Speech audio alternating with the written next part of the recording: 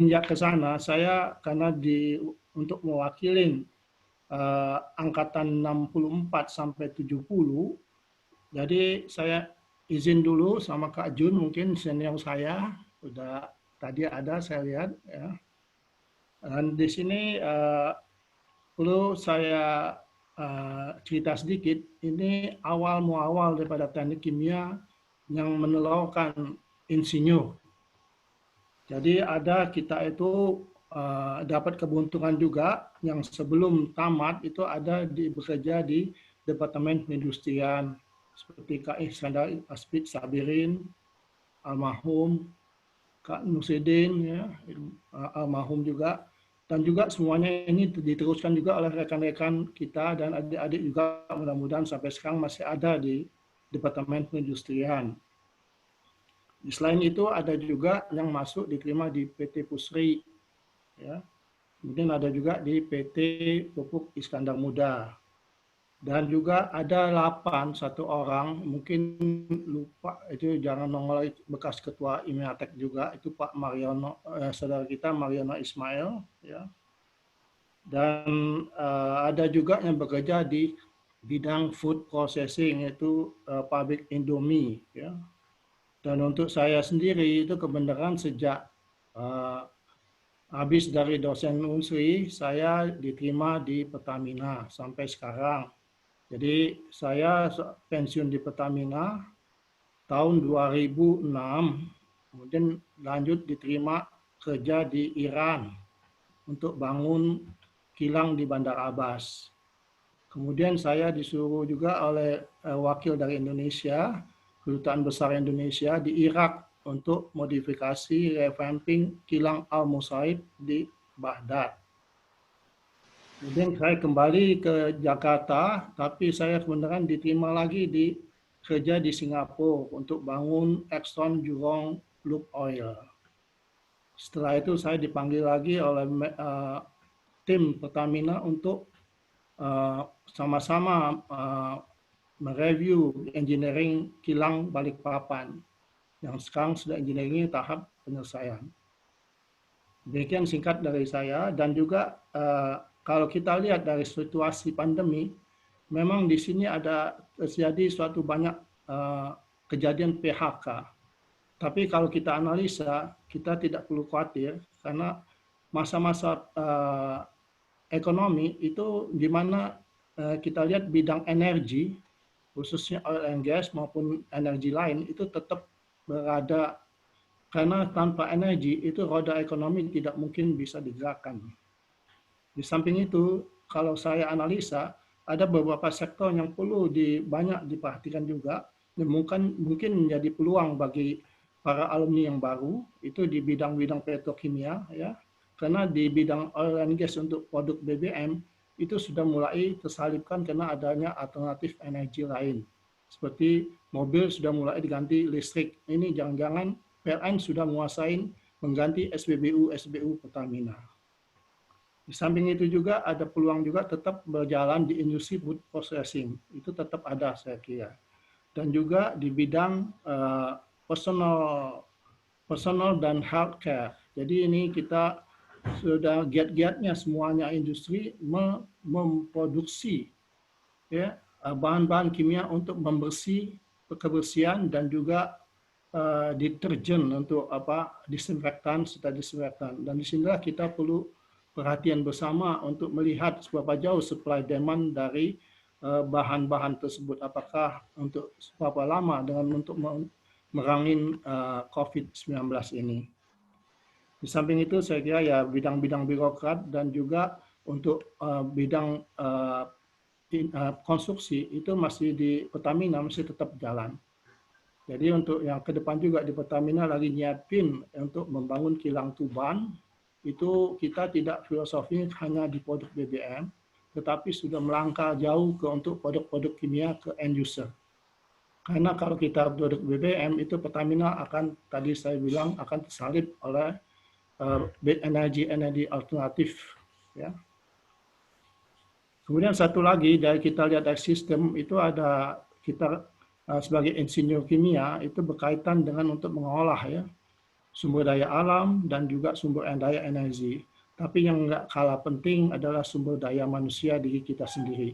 Seperti yang diutarakan oleh Pak Dekan dan juga Pak Rektor 4 tadi, Wakil Rektor 4, itu kita harus menjadi suatu sarjana yang profesional mandiri, di mana teknik kimia Unsri sudah diakui ya secara internasional. Nah, untuk inilah saya kalau boleh saran, itu masing-masing kita membenahi diri pribadi kita.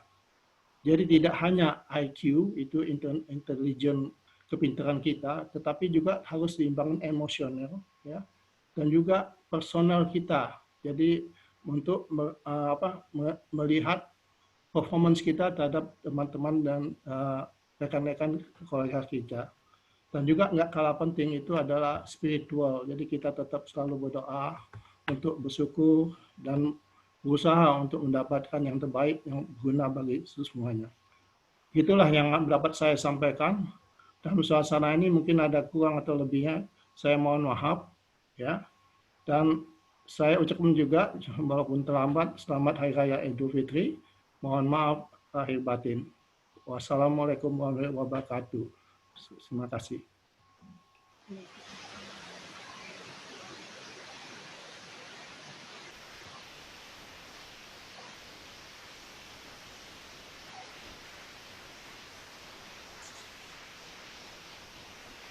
Halo,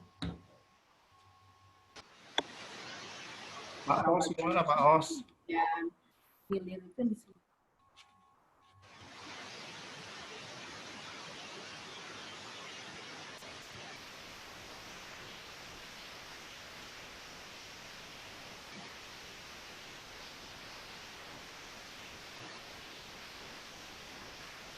Pak Kiai, saya sudah selesai Pak Kiai.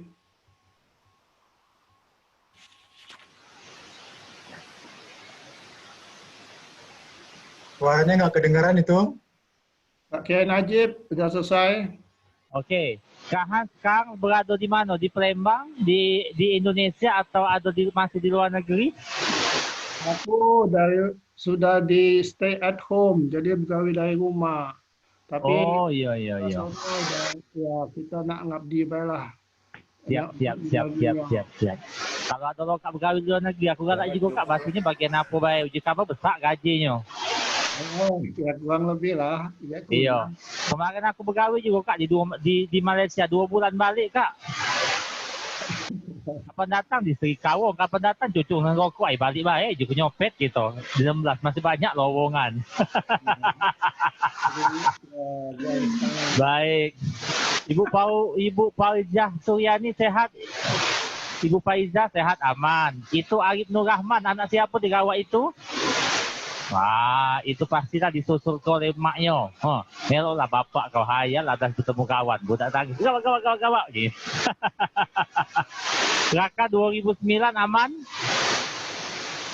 Aman, alhamdulillah. Aman Bang Dris, sehat Bang Dris? Ki Agus Idris sehat?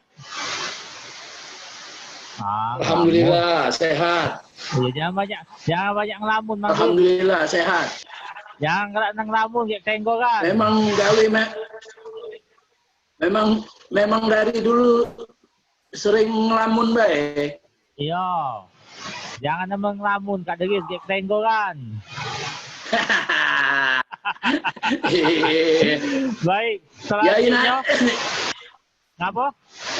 Yain Najib. Oi. Iya, alhamdulillah.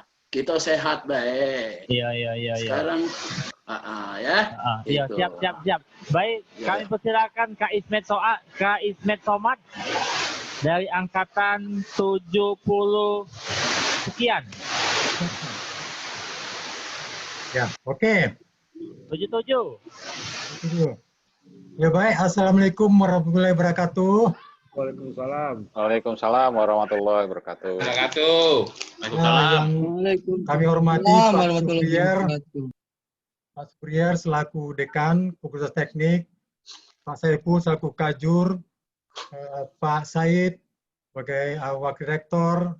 Di sini juga ada Ketua Yapek, Pak Yunus, juga para senior dan adik-adik semua.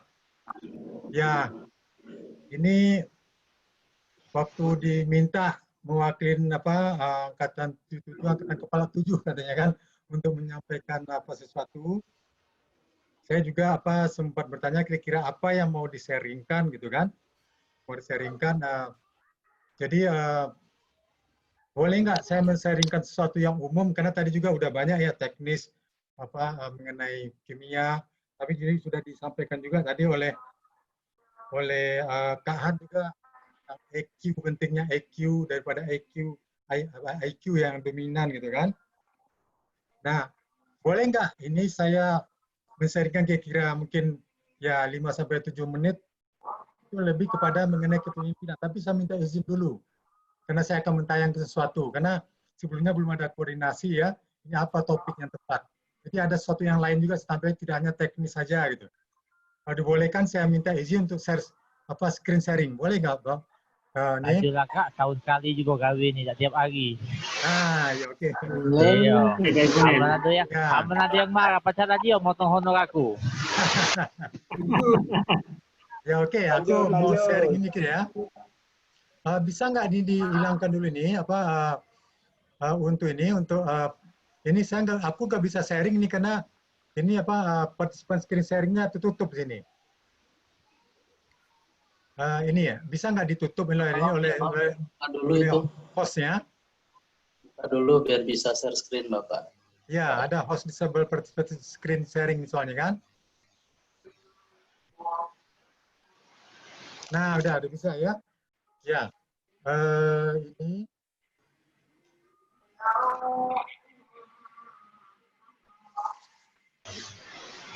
Baik, ini aku minta izin ini sama para senior terutama ingin men-sharingkan yang ini karena ini juga penting selain juga dari keilmuan teknis dan lain juga karena memang ternyata dominan untuk sukses kita di luar itu adalah banyak faktor ini non teknis tadi ya IQ gitu ya IQ dan banyak itu terbukti di luar ya dia hanya biasa-biasa kepintarannya tapi dia bisa sukses gitu. Nah kita tengok, ini saya sharingkan secara sekilas saja, biar ada saling sharing ini sifatnya umum, soalnya ini HBH soalnya kan. Nanti kita juga akan ada, kami udah niat juga dengan ini membuat sharing link Zoom untuk nanti kita masalah teknis kita sharingkan. Mungkin 2 minggu lagi akan ada itu kita untuk sharing proses safety yang sudah ada direncanakan. Ya, baik. Ini judulnya menjadi pemimpin bagaimana mengubah orang lain tanpa membangkitkan kemarahan katanya. Nah ini bukan saya memberi dari pribadi saya, ini diambil dari buku Bagaimana Mencari Kawan dan Mempengaruhi Orang Lain. Ini buku bestseller dunia, Dale Carnegie. Itu saya sampai sekarang juga masih tetap baca, karena ini sangat berkesan sekali gitu kan. Nah tapi sedikit mengenai pengenalan saya, ini saya dulu pernah di Pusri Palembang, inspeksi teknik, dari operator, inspeksi teknik, itu masuk ke Pertamina, masuk ke produksi, ketemu dengan ini dulu Kak Junaidi, kemudian juga masuk ke proses engineering, sempat kepala bagian proses engineering, pindah ke ASC di kader sampai dapat juga S2 proses safety di Loss Prevention Unit Safety dulu ya. Nah kemudian berkarir di HSC sampai pegang HSC untuk tingkat korporat terakhir. Ini ada 2 buku saya ya karangan. Ya ini, jadi ini bagaimana menjadi pemimpin katanya, mungkin untuk adik-adik yang masih banyak berintis gitu kan, karena perlu juga kadang-kadang lupa membaca buku kan. Ini dia. Jadi katanya poin-poin utamanya, kalau Anda harus mencari kesalahan, inilah cara memulainya. Nanti katanya kan, nanti ada trik-triknya. Kemudian bagaimana mengkritik namun tidak dibenci karena itu, kalau sebagai pemimpin. Kemudian yang ketiga, bicarakan kesalahan Anda lebih dulu. Nanti baru kita menyampaikan ke bawahan begini. Nanti ada poin-poinnya. Ini sudah diakui seluruh dunia kan. Tak seorang pun yang suka diperintah. Nah ini memang harus kita akui nih.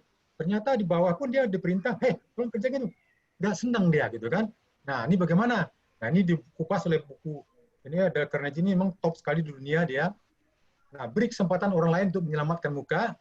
Bagaimana memacu orang lain untuk sukses. Nah ini untuk bawahan juga kolega yang lain, anak juga bisa, rekan-rekan, beri orang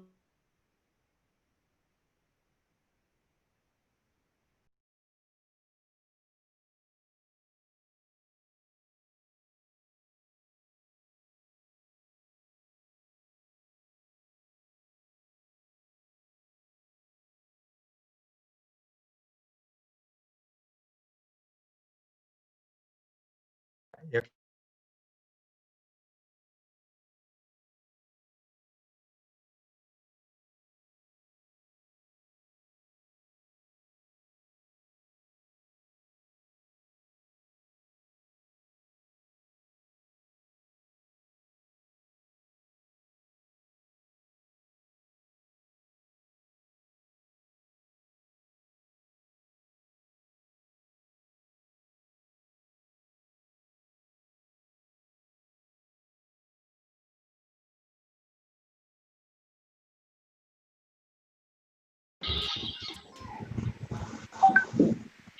Nah, izin Kak Ismet.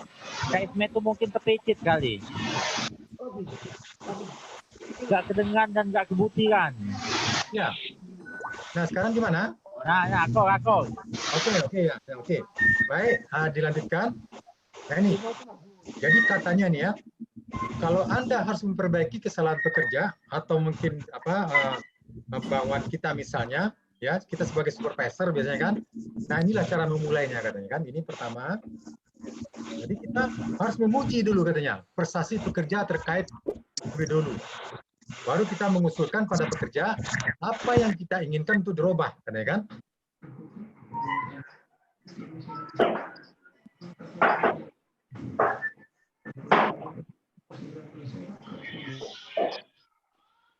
Ya, Allah. Panas.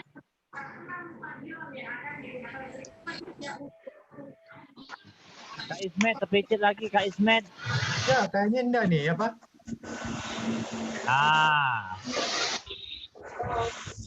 Kan Kak Ismet juga melebar katanya. Nah, oke ya. Oke.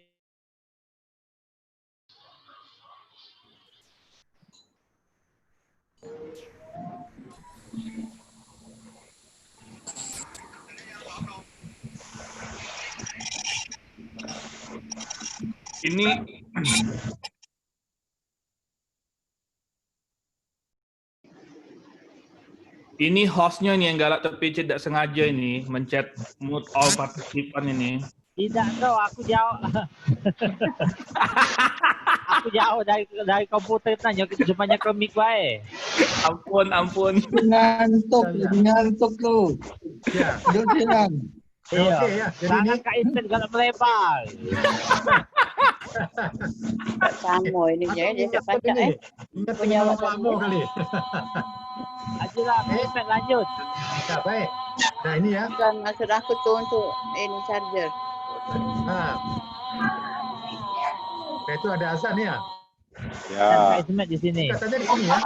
Di situ bekerja menyadari bahwa atasannya begitu percaya padanya, katanya, ya. Nah, dia dengan mudah mengikuti saran atasannya.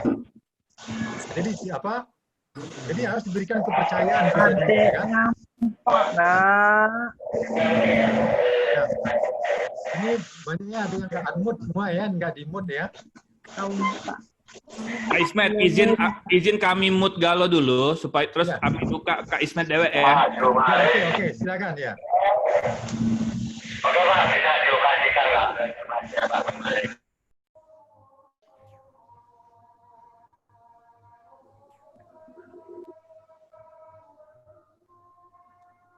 Nah, lanjutlah Kak Ismet ngomonglah. Nah, baik. Ya, jadi inilah prinsip pertama. Jadi mulailah selalu dengan pujian dan penghargaan yang tulus pada bawahan, gitu kan? Nah, ini kalau kita untuk ini ya, yang pertama. Nah, coba kita lihat yang kedua.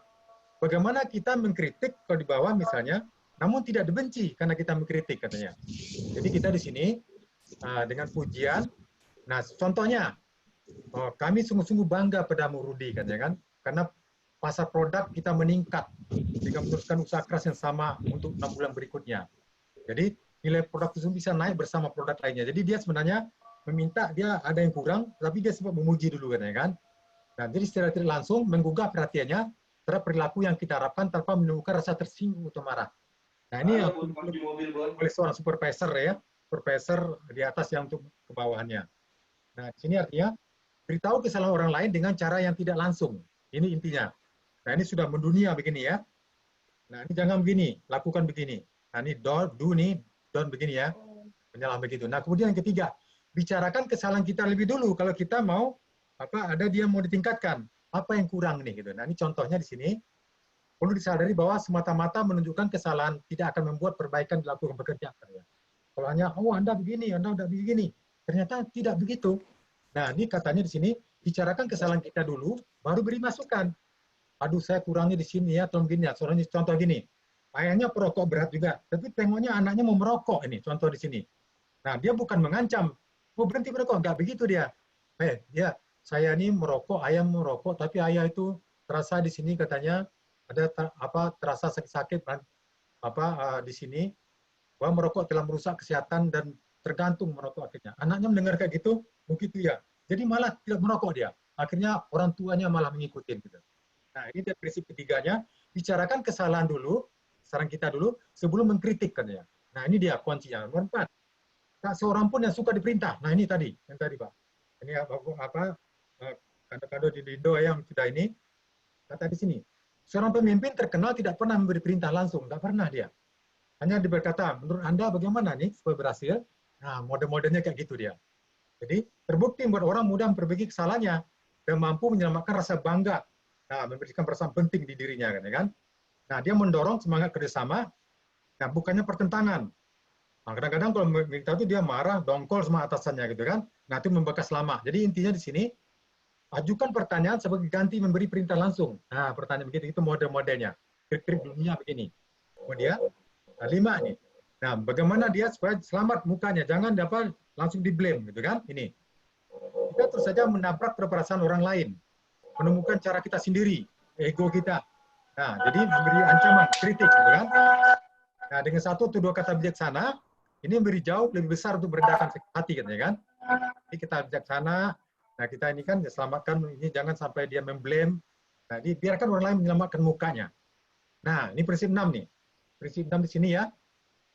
Ini di sini intinya bagaimana memacu orang lain untuk sukses. Nah, ini intinya. Ini. Jadi menghangat semangat manusia kita tidak bisa berkembang tumbuh tanpa pujian. Puji itu. Jadi kita kadang mahal untuk memuji. Jadi pujilah dia kan. Hindari menerapkan angin dingin, kritik pada orang lain. Kita selalu mengkritik, anak kurang begini. Nah, ini. Jadi ini ya, padahal ini kemampuan itu layu kena kritik. Namun kemampuan itu berkembang di bawah dorongan dan pujian katanya. Nah, ini kita harus menyadari ini semua. Jadi ini adalah EQ ini. Pujilah peningkatan sekecil apapun dan pujilah setiap peningkatan. Tuluslah dalam penerimaan Anda dan murah hati dan penghargaan Anda kan. Nah, ini poin 7, ini ada 9 ya. Ini katanya di sini. Ini ini beri orang reputasi yang baik untuk dipenuhi olehnya. Jadi di sini rata-rata manusia dapat dipimpin dengan mudah kalau dia mempunyai respect dari mereka. Jadi kita berikan respect pada mereka kan. Perlihatkan bahwa Anda menghargai kemampuan mereka. Nah, munculkan nuansa kebersamaan. Nah, inilah 7. Beri orang lain reputasi yang baik untuk mereka. Katanya. Nah, 8. Buatlah kesalahan kelihatan mudah diperbaiki. Ini. Jadi, jangan sulit ini kan. Jadi, misalnya di sini. Misalnya kita murah hatilah untuk didorong dia, enforcement, jadikan hal ini mudah dikerjakan katanya. Ini gampang kok jadi gini. Ya, jadi berunding kan. Biarkan orang lain tahu bahwa Anda memiliki kepercayaan. Jadi, saya yakin Anda bisa kok. Nah, ini dia. Jadi akhirnya dia malah akan maju dia. Nah, gunakan dorongan, buatlah kesalahan tanpa mudah diperbaiki. Nah, kesalahan bahwa tampak mudah diperbaiki. Nah, yang terakhir ini dia. Buat orang lain senang mengerjakan apa yang kita inginkan. Katanya di sini ya. Ini. Jadi kita majukan permintaan kita. Nah, dapat ini bentuk yang menimbulkan bahwa ide itu dari dia sendiri, katanya kan? Nah, buat pekerja merasa bangga jika hasil kerjanya bagus. Nah, ini dia prinsip terakhir nih. Buat orang lain senang mengerjakan hal yang Anda sarankan. Nah, ini dia. Ini untuk sharing dikit-dikit ya, karena saya dulu senang sekali buku-buku kayak ini, banyak referensinya, karena tadi ini EQ sangat menentukan sekali untuk prestasi kita. Ya, mungkin ini kakak-kakak di Indo, dulur galau-galau, kemudian hal ini yang cepat ini bisa berempat, ini agak lain sedikit sifatnya umum gitu ya. Sudah tuh ada satu lagi yang teknis juga yang saya rasakan dulu, waktu suka dulu sudah selesai juga konsultan di luar. Ternyata di Indonesia, ini satu lagi untuk mengingatkan, perusahaan APC yang tumbuh pesat di Indonesia, itu pernah saya lihat itu dia 6 bulan, kemampuannya sama dengan 6 tahun orang yang sudah bekerja di perusahaan besar. Kenapa? Karena dia memang di enforcement-nya kuat, tugas-tugasnya, Pak, saya kadang-kadang sampai malam, Pak, sampai mau pingsan rasanya diinikan. Jadi cepat sekali dia. Nah, saya terpikir kenapa tidak dipikirkan juga ya teknik kimia satu saat memberikan praktek ke arah perusahaan EPC, karena dia sebenarnya banyak sekali kerjaan-kerjaan yang menyangkut langsung ke proses teknik kimia. Dia ahli dia nanti di bidangnya. Nah, itu aja sebagai saran tentunya. Kakak-kakak di Udindo, maaf kalau ini ya, ini agak sifat ada umum juga tadi, karena ini juga penting kalau pandang saya untuk membuat kita juga bangun semuanya. Baik, itu yang bisa ini mewakili angkatan kepala 7 tadi. Mudah-mudahan bermaan. Maaf kalau ini ada yang berkelebihan.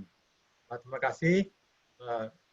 Aku tutup. Assalamualaikum warahmatullahi wabarakatuh. Sekali lagi mohon maaf kalau. Waalaikumsalam warahmatullahi wabarakatuh. Terima kasih.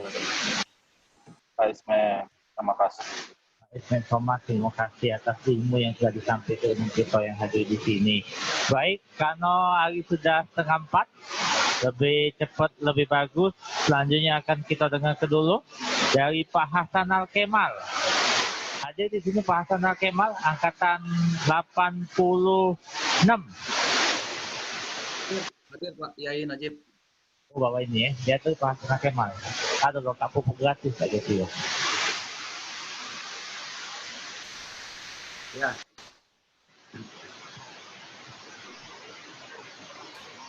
Ya tuh Kak.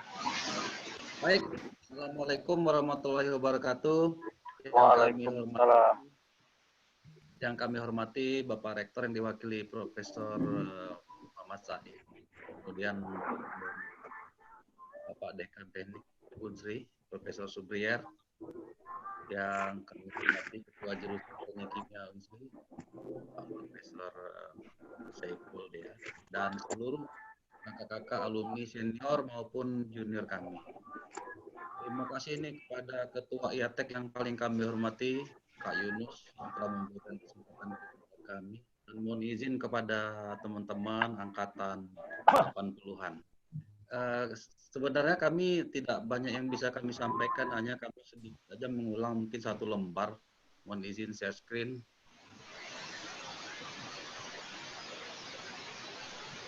Yai Najib lagi ngapain tadi? Pada saat kami pernah mengikuti webinar yang diselenggarakan oleh Pak Subrier, jadi mengenai implementasi kampus merdeka di perusahaan. Kami sedikit bertanya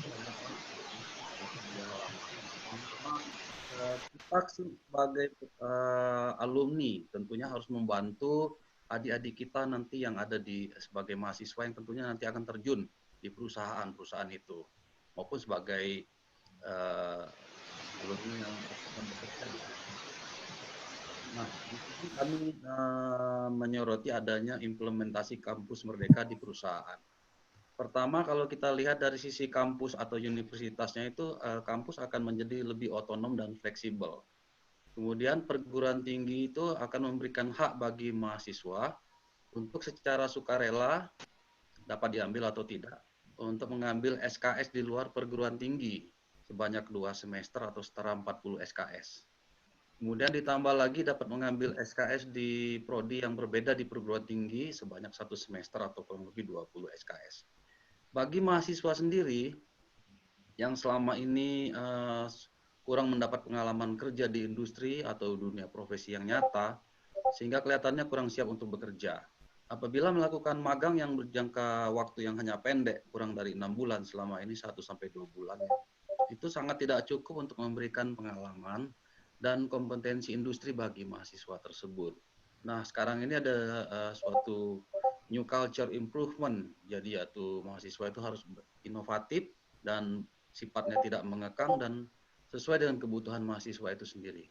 Nah, bagi perusahaan selama ini menerima magang ini kadang-kadang tidak begitu menerima merasa atau manfaat yang besar, bahkan ada beberapa yang menurut Profesor Rizam itu hanya mengganggu aktivitas di industri tersebut. Nah, magang dalam jangka waktu yang lebih lama itu dapat memberikan manfaat bagi perusahaan dan mahasiswa itu sendiri karena adanya cukup waktu untuk memberikan pengalaman dan juga secara proses bisnis mahasiswa dapat memberikan support yang lebih optimal. Tadi seperti yang disampaikan oleh Kak Hans itu bahkan dari Pak Dekan bahwa perusahaan juga dapat mendapatkan keuntungan. Artinya nanti si mahasiswa yang magang ini bisa menjadi calon-calon untuk menjadi karyawan di perusahaan tersebut. Namun memang hal-hal yang perlu kita perhatikan nantinya adalah MOU antara perusahaan dengan jurusan atau dari perkuliahan dari universitas. Kemudian tentunya diperlukan supervisor atau coach dari kampus maupun dari perusahaan. Nah, peranan-peranan sebagai coach dari perusahaan inilah sebagai kita sebagai semua sesama alumni sangat penting untuk membantu atau meningkatkan ke adik-adik kita nantinya ketika terjun di dunia industri ini. Tentunya juga ada hak dan kewajiban serta jaminan selama magang tersebut dan tentunya ujungnya ada penilaian. Apa nilai skor dan juga SKS atau nilai dari mahasiswa tersebut pada saat magang. Nah, sedikit kami mohon izin untuk menambahkan pada halaman ini.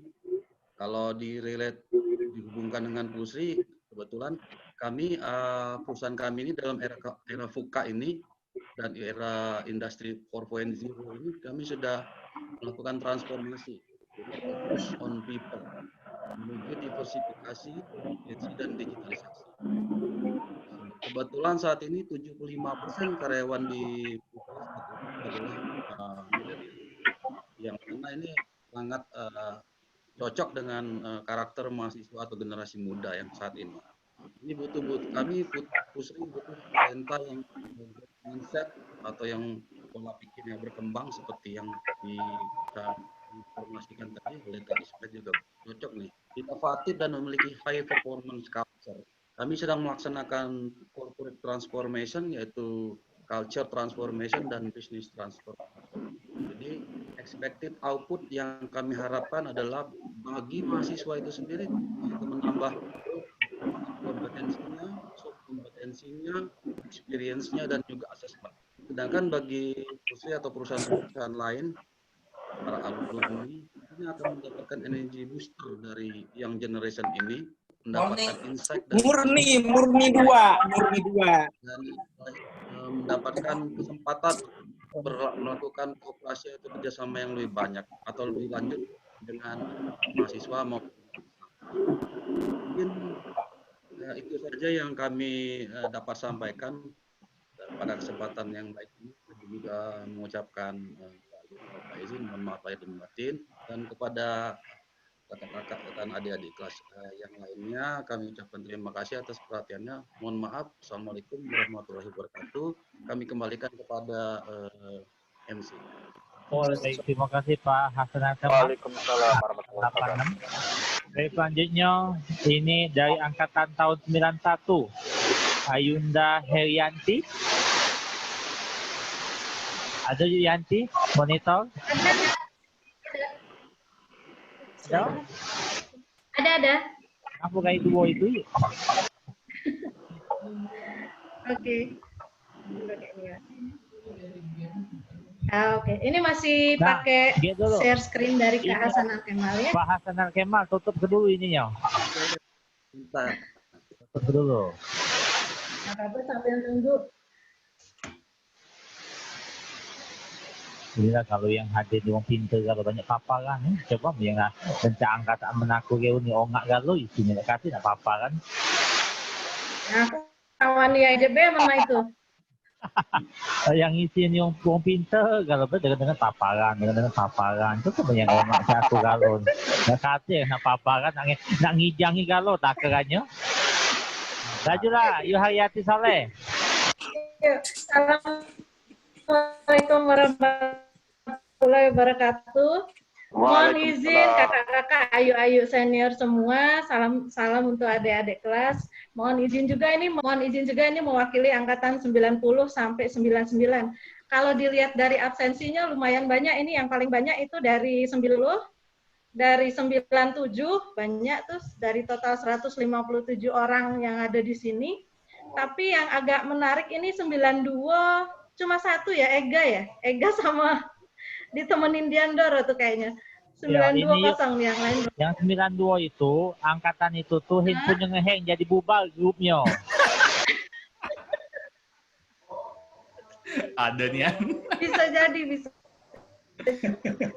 Ayu. Jadi supaya lebih komunikatif, mohon maaf aku juga tidak mempersiapkan slide karena lebih menarik. Mungkin kita bahas secara langsung, jadi semua bisa langsung berinteraktif. Kenapa kok dipilih kemarin juga mikir, mungkin karena latar belakang Yanti, nama saya Herianti, angkatan 91.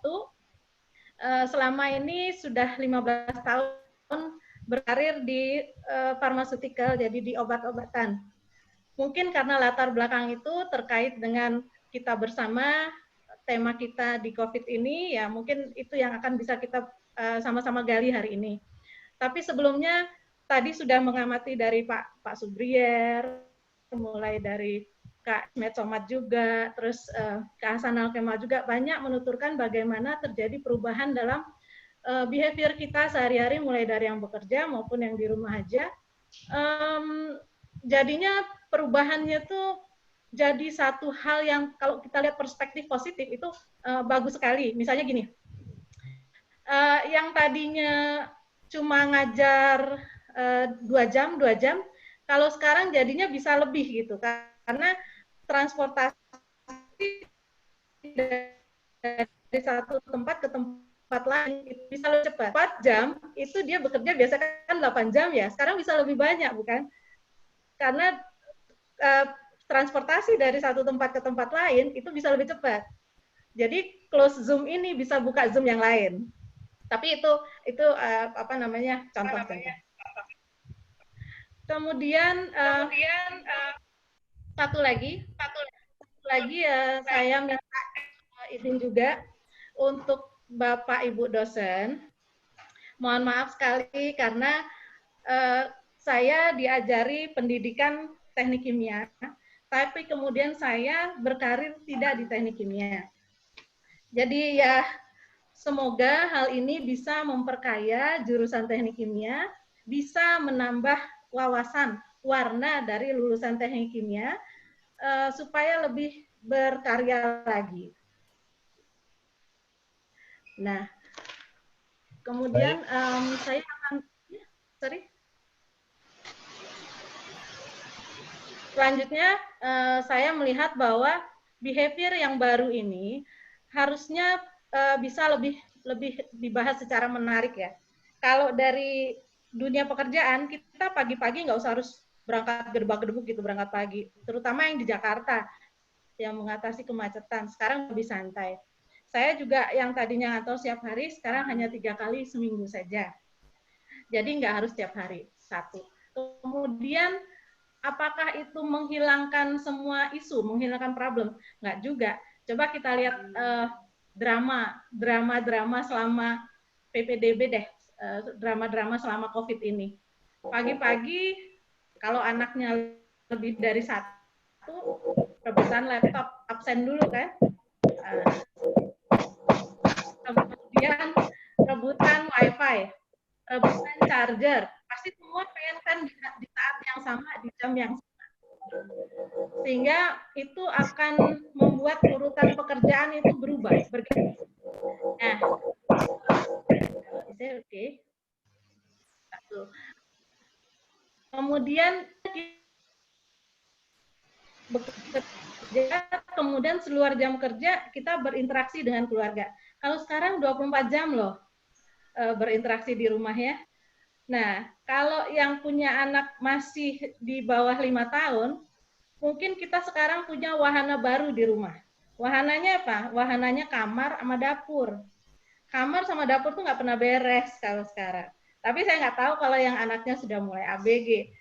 Mungkin dapur lah, kamar semua tuh nggak bisa diganggu gitu. Kalau yang anaknya sudah lebih gede lagi, mungkin sekarang lebih banyak nyoba resep masak. Yang cowok, yang cewek, pengen bikin ini, pengen bikin itu. Kenapa? Karena kan nggak mungkin GoFood terus-menerus ya, jajan terus. Jadi ya udahlah kita coba masak di rumah karena mempertimbangkan keamanan dan keselamatan. Kalau jajan juga ngeri juga penyakit. Kemudian satu lagi yang saya bahas adalah bagaimana guru juga akan lebih mudah untuk sharing ilmu kalau dari rumah. Betul. Tapi tentu saja kita harus punya ruangan khusus. Ruangan khusus ini agar keluarga tidak mengganggu situasi atau suasana belajar-belajar. Jadi harus ada disiapkan ruangan khusus itu tadi dengan semua kelengkapannya. Nah, kalau dilihat dari sini, yang paling penting adalah orang tua atau penanggung jawab yang di rumah itu harus ngerti dulu bahwa situasinya lagi kayak gini nih, lagi terbatas. Sehingga tentu saja harus memberi rasa nyaman, rasa aman, supaya anak-anak juga nggak bosan gitu, supaya keluarga kita juga nggak jadinya ribet dulu di rumah selama masa COVID ini. Sedikit kalau yang ingin tahu dari sisi farmasi, sebetulnya sekarang kita sudah siap dengan ada yang bilang rapid test, ada yang PCR. Sebetulnya rapid test itu tidak bisa dianggap untuk ngecek COVID 100%. Kalau kita mau bahas secara farmasi agak ngeri sih sebetulnya. Kenapa? Sampai sekarang pun obatnya virus itu nggak ada, belum ada. Jadi virus itu hanya diduga virus jenis A, jenis B, jenis C, dan antiviral itu berlaku untuk jenis virus tertentu saja. Jadi nggak bisa semua dipukul rata, bisa sembuh semua, itu nggak bisa. Nah, kalau dari sisi ekonomi, tentu dianggap bahwa sudah mulai jalan bisnis kita. Harus sudah dianggap mulai deh, kita harus mulai buka toko lagi, buka pasar lagi, semua berjalan seperti biasa. Tapi bagaimana dari sisi medis? Kalau dari sisi medis, dari sisi pharmaceuticals, itu kita baru bisa free itu masih 2 tahun lagi deh.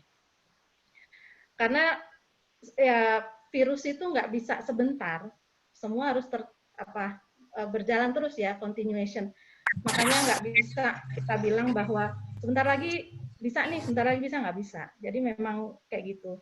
Kalau secara statistik eksponensial itu bisa berakhir di bulan November tahun ini, tapi kalau secara bisnis itu kayaknya bulan depan pun kita harus sudah mulai. Karena kalau enggak, ya macam-macam nanti yang perekonomian makin sulit.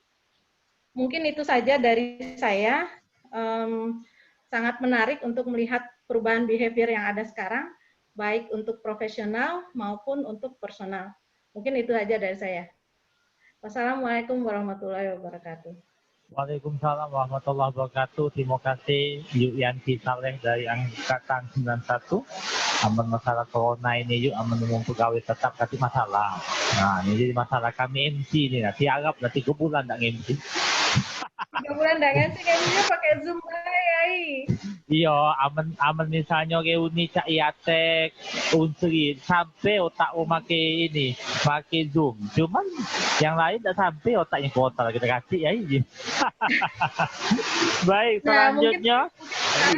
Ya Najib. Mungkin sebelum pembicara selanjutnya, kalau boleh usul, kita coba minta peserta buka video dulu. Ini caknya banyak yang masang foto, baik. Apalagi ngirim cukup dewek-dewek, apa cak mana? Iya, ada videonya, video cak mana yang dibuka? Nah, dibuka video terus kita foto dulu mungkin tidak? Foto cak mana? Ini. Screen capture. Print screen. Angkat kau ada Agib dengan Daniel ini.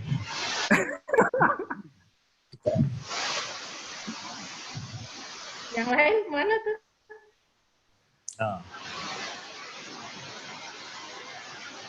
Jadi kan panitia pacak print screen ini. Oke, foto dulu ya. Lagi sholat dah. Aduh, rusak lah Kak. Aduh. Apaan tuh?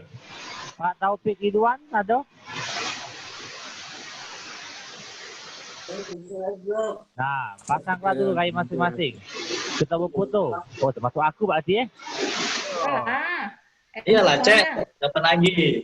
Ya Allah, inilah nasib aku nih. Hobi masuk, iatek masuk, teknik masuk kalau. Tahan itu. Allah, sudah ada kalau. Rian Tumek, Rian mana Rian? Halaman. Oke, foto dulu ya. Yuk Jenab, foto yuk Jenab. Wah, aman reuni ini secara langsung Jenab inilah yang siru. Habis baik duit Kak Yunus dirantau oleh Yuk Jenab. Oke, foto ya. Oke. Satu. Pasang senyum bahagia dulu. Oh ya Allah, sini tentek ya loh ini. 1, 2, 3. Nah. Oke. Selanjutnya.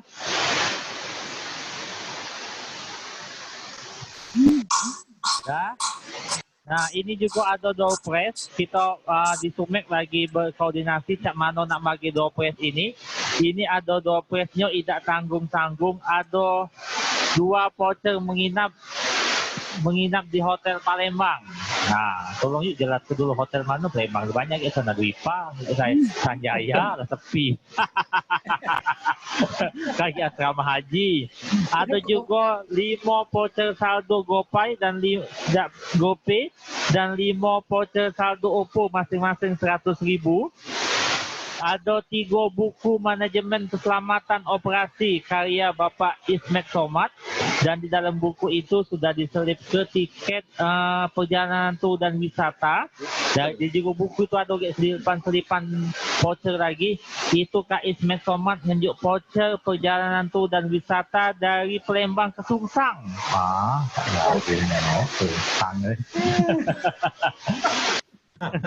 Ada juga voucher pulsa 100.000 dan ada gimmick dari Kak Kemas Muhammad Soleh. Nah, tapi kita lagi berembuk. Ini Cak Mantan nak operasi. Itu yang lagi dipikir ke.